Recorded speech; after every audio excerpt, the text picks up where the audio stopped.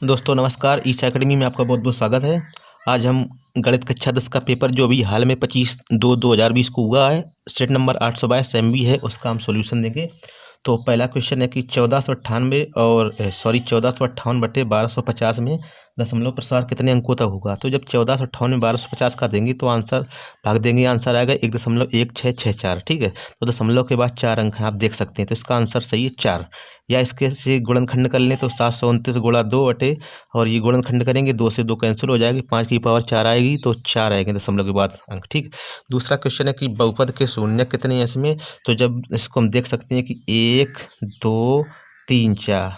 ठीक है, ये एक्स अक्ष को ये जो वक्र है उसको 4 जगह पे स्पर्श कर रहा है। वाई जगह वाई अक्ष को हमें नहीं देखना है, इसको नहीं देखना है। ठीक है, 1 2 3 4, तो ये आंसर आएगा आपका 4। तीसरा क्वेश्चन है कि ये दिया है और इसमें बताना है कि इसमें ABC/DEF का क्षेत्रफल। तो सीधा सीधा इसका स्क्वायर करना है और आंसर आएगा 16/81, और विकल्प नंबर 3 सही है। ठीक है, अगला क्वेश्चन है कि sine theta minus cos theta बराबर 0 है, तो इसका मान बताना है। तो साइन थीटा बराबर यहाँ से कॉस थीटा हो जाएगा, ये बटे में जाएगा, टेन थीटा हो जाएगा, टेन थीटा बराबर 1 और थीटा बराबर 45 अंश।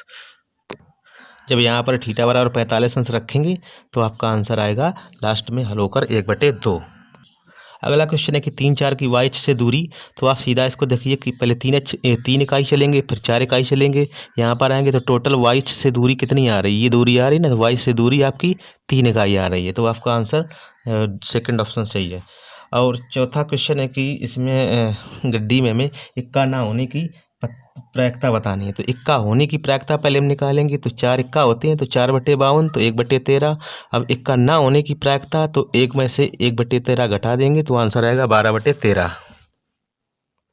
अगले क्वेश्चन में हमें के का मान बताने हैं जिससे समीकरण का कोई हल ना हो। तो कोई हल ना हो तो A1/A2 और B1/B2 और C1/C2 यहाँ पर बराबर होता है और यहाँ पर बराबर नहीं होता। जब इसको हम यहाँ पर रखेंगे तो इस तरह से हल करते जाएंगे। A1 और A2 इससे निकल आएगा, A1 ये A2 सब यहाँ पर हमने लिख दिया है। ठीक है, और इसको जब हम हल करेंगे तो आंसर आएगा आपका K बराबर 2।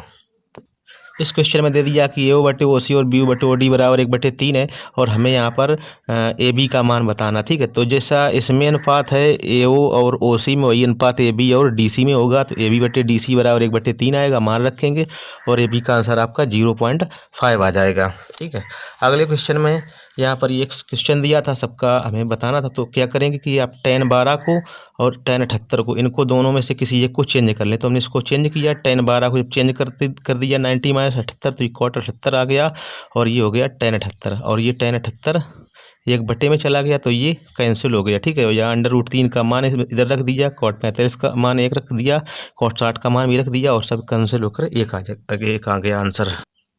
अगले क्वेश्चन में पूछा गया कि लीप ईयर में 52 रविवार होने की प्रायिकता बताओ। तो लीप ईयर में टोटल 366 दिन होते हैं। ठीक है, और 366 दिन को हम लिख सकते हैं कि 52 गुणा 7 + 2 दिन, मतलब 3 इसमें गुणा करेंगे तो 52 सप्ताह ही बन जाएंगे, 364, और 2 दिन शेष बचेंगे। अब 2 दिन में अगर कहीं पर रविवार पड़ रहा है, ठीक है, तो 53 रविवार हो जाएंगे, और अगर इस 2 दिनों में रविवार नहीं पड़ रहा है तो 52 ही रविवार होंगे। तो हमसे 52 रविवार होने की प्रायिकता पूछी। इसका मतलब ये 2 दिनों में जो 365वां और 366वां दिन है वो रविवार ना होना चाहिए। तो हमने बिना रविवार वाले हटा दिए यहाँ पर, और 365वां और 66वां दिन कौन कौन हो सकता है, सोम मंगल, या मंगल बुध, या बुध गुरु, या गुरु शुक्र, या शुक्र शनि, इस तरह से अगले 2 दिन हो सकते हैं। ठीक है, तो वो 2 दिन जो होंगे तो उसमें टोटल 7 हमारे पास इसका मान आ रहा है। ठीक है, और हमें उसमें 7 में से 5 लेना, ये रविवार वाले छोड़ देने हैं। ठीक है, क्योंकि 366 दिन में हमें बताना कितने रविवार हैं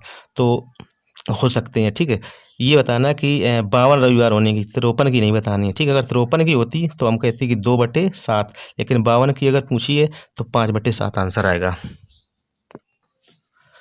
अगले क्वेश्चन में बताना समांतर श्रेणी के कितने पदों की संख्या। तो पहला पद दिया था A बराबर 1/4, L बराबर 49, और SN टू उसका जो योग था तो 265 था। सूत्र हमने लगाया SN बराबर n/2 A + L, और उसमें हल किया तो आंसर आया n बराबर 10। ठीक है, अगला क्वेश्चन था कि 0.66 को हमें पी बटे क्यू के रूप में बदलना है। तो इसमें क्या करेंगे कि दोनों पक्षों में इसको हम पहले एक्स मान लेते हैं और दोनों पक्षों में 10 का हम गुणा करेंगे। जब 10 का हम गुणा करेंगे तो ये दशमलव इस तरफ सिरक एक अंक सिरक जाएगा, ठीक है। जब एक तरफ ये खिसक गया, ठीक है, तो ये हो गया 6.666। अब 10x से x हमने घटाया 9x आया और इधर इसको हमने इससे घटाया तो ये सब कट जाएगा, टोटल आपका 6 आएगा, ठीक है। तो x बराबर 6/9 और आंसर आएगा आपका 2/3, ठीक है। अगला क्वेश्चन में हमें बताना है कि वृत्त के व्यास के सुरों के निर्देशांक दे दिए और हमें यहाँ पर केंद्र बताना था, ठीक है, और त्रिज्या बताई थी। तो यहाँ पर मध्य बिंदु का सूत्र प्रयोग करके हम केंद्र निकालेंगे। केंद्र आएगा -1/2 -9 और त्रिज्या निकालेंगे दूरी का सूत्र प्रयोग करके, तो त्रिज्या आएगी आपकी 5/2। तो आंसर आ गए -1/9 5/2। अगला क्वेश्चन था कि 10 सेंटीमीटर त्रिज्या वाले वृत्त की एक जीवा ए बी वृत्त के केंद्र पर 90 अंश का कोण बनाती है, तो लघु वृत्त खंड का क्षेत्रफल बताइए, ठीक है। तो यहाँ पर ये जीवा है, क्या है, 10 सेंटीमीटर त्रिज्या वाले वृत्त की एक जीवा, तो उसकी त्रिज्या थी 10 सेंटीमीटर, ठीक है। और ये यहाँ पर जीवा है, तो जब इसको हमने यहाँ पर r बराबर 10 लिया और थीटा बराबर 90 लिया, ठीक है, तो लघु वृत्त खंड का क्षेत्रफल निकालना इसका हमें, तो ठीक है। तो हम पहले त्रिज्यी खंड का क्षेत्रफल निकालेंगे, उससे हम त्रिभुज का क्षेत्रफल घटा देंगे। तो त्रिज्यी खंड का क्षेत्रफल लगाया हमने πr² θ/360, ठीक, उसको हल किया 25 पाई आया। और इसमें यहाँ पर हमने त्रिभुज का क्षेत्रफल निकाला। त्रिभुज का क्षेत्रफल कैसे निकालेंगे, आधार गुणा ऊंचाई बटे 2, तो आधार 10 हो जाएगा और ऊंचाई भी 10 हो जाएगी, क्योंकि यहाँ पर 90 अंश का कोण है, तो ये आधार मान लें इसको और इसको ऊंचाई मान लें, ठीक है। तो आंसर आएगा आपका 50 और इसको जब हल करेंगे तो 28.5 आंसर आएगा। अगले क्वेश्चन में यूक्लिड विभाजन प्रमेय का प्रयोग करके हमें 426 और 576 का हमें मासा निकालना है। तो इसको सभी लोग हल करना जानते हैं। इसको हल किया यहाँ पर इस तरह से, और इधर यहाँ पर हमने सारे सब कुछ लिख दिया, तो आंसर आया आपका 6, ठीक है। अगले क्वेश्चन में हमें एक त्रिकोणमिति का क्वेश्चन दिया है, उसमें हमें बताना है कि 7/4 सिद्ध करना है, ठीक है। सबके मान यहाँ पर रखेंगे। cos 0 का 1, sin 30 का 1/2, sin 45 का मान 1/√2, इधर भी sin 90 का मान 1 और इधर cos 60 का मान 1/2, cos 45 का मान सब रखेंगे। इसको हम हल करेंगे, ठीक है। इसको जब इसको हम इतना जोड़ देंगे तो 3/2 आएगा, इसको इतना जोड़ देंगे तो ये 3/2 आएगा। फिर बाद में a+b और a-b का हम फार्मूला लगाएंगे यहाँ पर, और आपका क्वेश्चन प्रूव हो जाएगा, ठीक है, कर सकते हैं आप। अगले क्वेश्चन में था कि 3, और 9, को मिलाने वाले रेखाखंड को समत्रिभाग करने वाले बिंदुओं के निर्देशांक बताना, ठीक है। उसके में 3 हिस्से करने हैं, तो हमने यहाँ पर 2 बिंदु ले लिए, एक हिस्सा 2 हिस्सा और टोटल यहाँ पर 3 हिस्से होगा, ठीक है। तो जब हम इस बिंदु के निर्देशांक निकालेंगे तो अनुपात कितना होगा, इधर 1 हिस्सा और इधर 2 हिस्से हो रहे हैं, ठीक है। तो यहाँ पर 1:2 होगा। और जब हम इस बिंदु के निर्देशांक निकालेंगे तो इधर 2 हिस्से हो रहे हैं और इधर 1 हिस्सा हो रहा है ना, तो इधर 2:1 लगाएंगे। और आपका क्वेश्चन सूत्र m1x2 + m2 x1/m1 + m2 वाला लगाएंगे और आपका क्वेश्चन सोल्व हो जाएगा, ठीक है। तो जब इस बिंदु का हम हल करेंगे तो आंसर आएगा 5,1, ठीक है। और जब हम क्यू की निकालेंगे तो 7,5 आएगा आंसर। तो आपके आंसर हो गए 5,1 और 7,5। अगले क्वेश्चन में क्या किया, थोड़ा घुमा दिया, ठीक है। तो यहाँ पर एक वृत्त दे दिया और उसमें लिख दिया कि 12 सेंटीमीटर को त्रिज्य खंड है, उसमें भी 120 अंश का कोण है, और इसको काट कर यहाँ से इतना काट कर शंकु बना दिया गया है। तो शंकु का आयतन बताइए, ठीक है। तो पहले सबसे पहले हम क्या करेंगे कि इसको जब इतना इसका हम क्षेत्रफल निकालेंगे, क्षेत्रफल आएगा इसका 48 पाई, ठीक है। और जब इसी को काट कर एक शंकु बनाया जाएगा तो उसकी शंकु की तिरछी ऊंचाई हो जाएगी 12, क्योंकि यहाँ पर त्रिज्या 12, और जो ये हिस्सा ये इस हिस्से से इसकी शंकु की परिधि बन जाएगी, ठीक है। तो जब इसको हम हल करेंगे थोड़ा, और इसका जो क्षेत्रफल रहेगा इसका वही क्षेत्रफल इसका वक्र पृष्ठ का रहेगा, ठीक है। तो इसका जो क्षेत्रफल आया वही हमने शंकु का वक्र पृष्ठ रखा। शंकु का वक्र पृष्ठ 48 पाई आया और वक्र पृष्ठ का सूत्र रखा πr/l, और यहाँ से r निकाली, ठीक है। जब r निकल आई l निकल आई तो इससे h निकल आएगी, h 8√2 आएगी, और r h निकल आए तो यहाँ से आयतन निकल आएगा। आयतन आया 128 π/3 और √2 पाई का मान रख सकते हैं आप। अगले क्वेश्चन में दिया कि 6x² - 3 - 7x का शून्यांक ज्ञात कीजिए और बहुपद के गुणांकों और शून्यांकों में संबंधी की पुष्टि कीजिए। तो इसको द्विघात समीकरण है, बहुत ज़्यादा कठिन नहीं, इसको हल करेंगे और आंसर आएगा -1/3 का और 3/2, और इनका संबंध भी हम निकाल लेंगे। संबंध क्या है कि उसमें देखना है कि योग करके कितना आ रहा है 7/6, और गुणांक के हिसाब से इसको जब हम देखेंगे तब भी 7/6 आ रहा है, क्योंकि योग होता है -x का गुणांक और बटे x² का गुणांक, तब भी 7/6, तो ये बराबर आ रहा है, ठीक है। इसी प्रकार गुणनफल भी चेक करेंगे तो गुणनफल देखेंगे -1/2 आ रहा शून्यांकों का इन दोनों का, ठीक है। और इससे इस सूत्र से भी देखेंगे तभी -1/2 आ रहा है, ठीक है। तो ये संबंध हो गया। अगले क्वेश्चन बताना कि वृत्त पर वायु बिंदु से खींची गई स्पर्शियाँ केंद्र को वायु बिंदु से मिलाने वाली रेखा से बराबर कोण बनाती हैं। तो बराबर कोण हमें इस कोण को सिद्ध करना था, इस कोण को इसके में बराबर करना, ठीक है।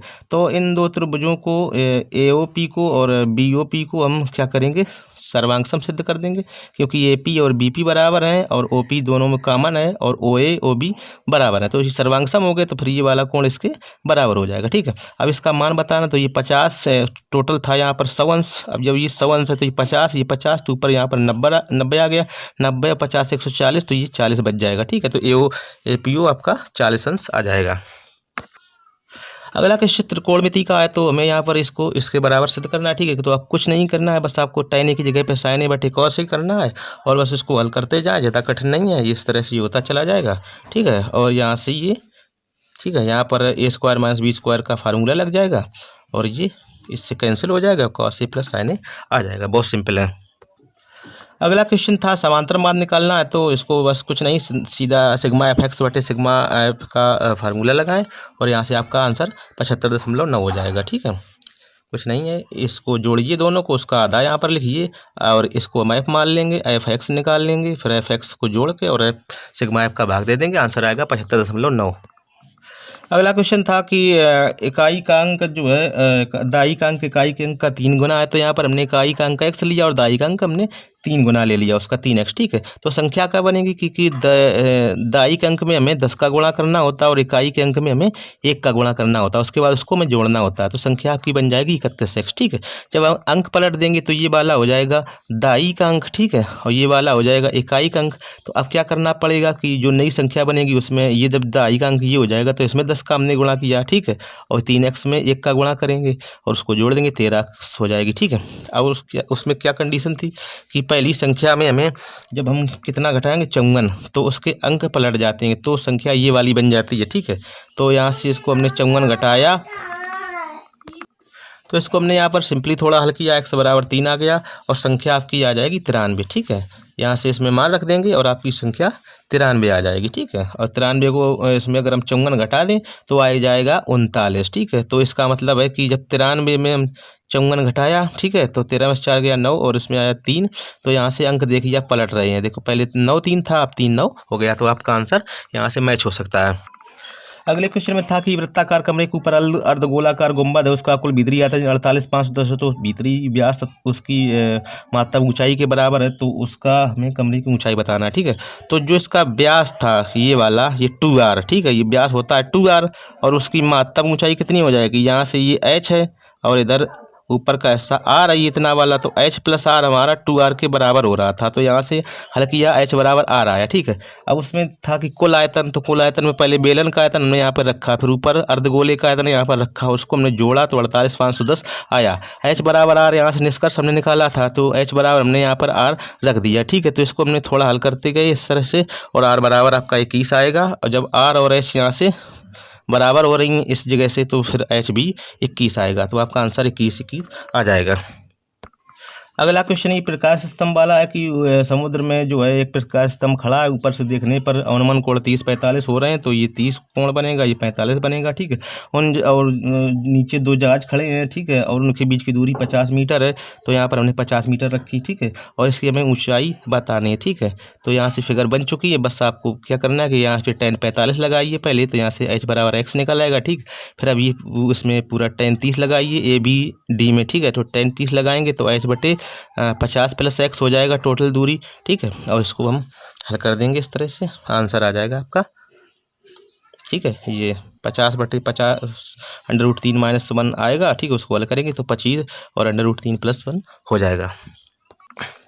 अगले क्वेश्चन में हमें यहाँ पर जीवन काल और लैंपों की संख्या दी थी, इसमें हमें यहाँ पर माध्यिका और बहुलक निकालने, ठीक है। जो बुक में क्वेश्चन था उसमें समांतर मान निकालना था, पर यहाँ पर माध्यिका और बहुलक निकालिए, तो ठीक है। इसको हमने हल किया है, कहीं थोड़ी बहुत मिस्टेक अगर हो जाए तो कोई बात नहीं, और आप लोग अपना मैच कर लेना। हमारा आंसर 3406.97 माध्यिका का आया है, ठीक है, और बहुलक का आया है 3342.10, ठीक है, ये बहुलक का आया है। और इतना तो कन्फर्म है यहाँ से कि यही माध्य का वर्ग है, ठीक है, 216 की वजह से। और ये जो है 86 सबसे ज़्यादा इसकी वो है बारंबारता, तो यही बहुलक वर्ग रहेगा, ठीक है। तो आंसर आपका 3000 और 3500 के बीच में ही दोनों स्थितियों में आएगा। तो आंसर हमारे आए हैं, ठीक है, आपने मैच कर लेना इससे। अगले क्वेश्चन में क्या कि दो युगपत समीकरण दिए हैं और इसको हमें ग्राफी विधि से हल करना है, ठीक है। तो अब इतना टाइम नहीं कि हम पूरा आपको विस्तार से बताएं, ठीक है। तो क्या करेंगे, यहाँ पर इसका हम एक टेबल बना लेंगे, ठीक है। और एक्स वाई में जब इसका हम मान रखेंगे तो x बराबर 3 रखेंगे तो y का मान भी 3 आ जाएगा, ठीक है। और x बराबर यहाँ पे 0 इसमें रख देंगे तो y का मान 12 आएगा। और इसमें अगर हम y का मान 0 रख देंगे तो x बराबर 4 आएगा, ठीक है। इसी तरह से इसमें भी x y के मान निकाल लें, ठीक है, आप लोग निकाल लेते होंगे।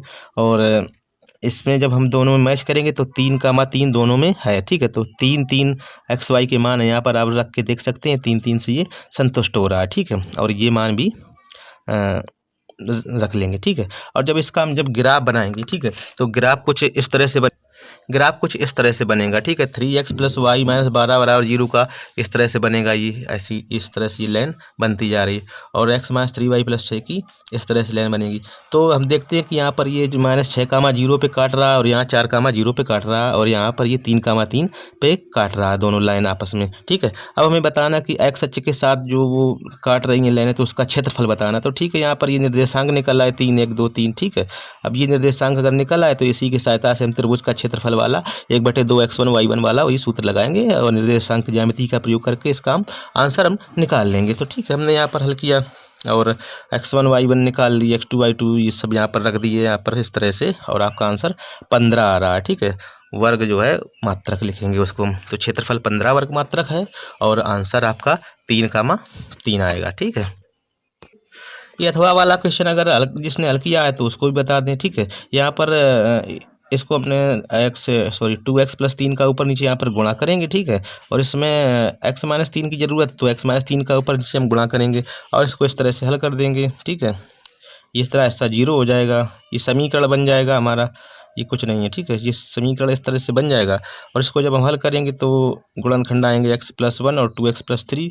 अब इसमें आ रहा है कि इसको हल करेंगे तो x बराबर -3/2 आएगा, लेकिन उसमें क्वेश्चन में दे दिया कि x बराबर -3/2 आपको नहीं लेना है और x बराबर 3 भी नहीं लेना, तो हमने x बराबर -1 लिया, ठीक है। और मूलों की बात करें तो इसको हम b² - 4ac निकालेंगे इसका, तो मूल वास्तविक आएंगे, असमान आएंगे, ठीक है। अब इसको x बराबर 3 और -3/2 क्यों नहीं लिया गया, क्योंकि अगर हम यहाँ पर x बराबर 3 रख देंगे ना तो ये इनफाइनाइट आ जाएगा, यहाँ पर 0 हो जाएगा। इधर भी देखते हैं अगर x बराबर 3 रख दें तो ये इनफाइनाइट हो जाएगा, ठीक है। तो क्वेश्चन बेकार हो जाएगा। और इसी प्रकार -3/2 रखेंगे तो यहाँ पर इनफाइनाइट हो जाएगा, क्योंकि x बराबर -3/2 पे यहाँ पे 0 हो जाएगा इधर भी, तो क्वेश्चन वो सही नहीं हो पाएगा। इस कारण से यहाँ पर ये 2 मान नहीं लेने हैं। अगले क्वेश्चन में हमें रचना बनानी थी, ठीक है। तो सबसे पहले एक त्रिभुज बनाना था, तो पहले हमने यहाँ पे 5.5 की लाइन खींची, यहाँ पे 60 अंश का कोण बनाया, ऐसी लाइन बना दी, ठीक है। यहाँ से कट किया 6.5 का, ठीक है। जब कट करेंगे तो ये त्रिभुज इस तरह से बन जाएगा, ठीक है। और उसमें बताना है कि दूसरा त्रिभुज हमें बनाना है और जो उसका 3/2, तो 3/2 1 से ज़्यादा होता है, तो इसका मतलब इस त्रिभुज के वो बाहर बनेगा, ठीक है, जो क्वेश्चन में बताना था। तो वो उसको हम कुछ इस तरह से तिरछी लाइन करेंगे और इससे हिस्सा कर देंगे, ठीक है। तो आप लोग सब ये जानते होंगे अगर पढ़ाई की आपने, और ये इस तरह से बन जाएगा। अगला क्वेश्चन ये रचनाओं से संबंधित था कि यहाँ पर ये 8 सेंटीमीटर लाइन खींचिए, फिर इसमें यहाँ पर 3 का एक वृत्त बनाइए, इधर 4 का एक वृत्त बनाइए, ठीक है। तो उसको हमने वृत्त बनाया 3 और 4 के, ठीक है। और इसमें क्या करेंगे, इस लाइन का हमें सबसे पहले अर्धक करना है, ठीक है। अर्धक जब हम कर देंगे तो ये इस तरह से अर्धक बन जाएगा। और जहाँ पर ये अर्धक करेंगे फिर उसके बाद ऐसे वृत्त बनाएंगे, तो ये 2 बिंदुओं पर ये इसको टच करेगा ये वृत्त, ठीक है। तो क्या करेंगे कि हमें यहाँ से इस बिंदु से इधर ही इस लाइन स्पर्श रेखा खींच दें और यहाँ से इधर स्पर्श रेखा खींच दें, ठीक है। और इधर से यहाँ से इस पे स्पर्श रेखा कर दें और इसमें यहाँ से मिला दें, तो आपका क्वेश्चन हो जाएगा, ठीक है। तो उम्मीद है दोस्तों कि आपको सब कुछ समझ में आ गया होगा। और चूँकि ये वीडियो ज़्यादा लंबी ना हो इसलिए मुझे बहुत फास्ट बनाना पड़ा, और यहाँ पर हमें केवल आंसर ही देना था, तो हमने आपको अच्छी तरह समझा दिया। अगर सब कुछ समझ में आया है तो वीडियो देखने के लिए बहुत बहुत धन्यवाद, और अगली वीडियो हम जल्द फिर मिलेंगे। अगर आपने अभी तक सब्सक्राइब नहीं किया है तो चैनल को सब्सक्राइब कर लें, जिससे आपको अगले भी सभी वीडियो की नोटिफिकेशन मिल सके, ठीक है। वीडियो देखने के लिए बहुत बहुत धन्यवाद।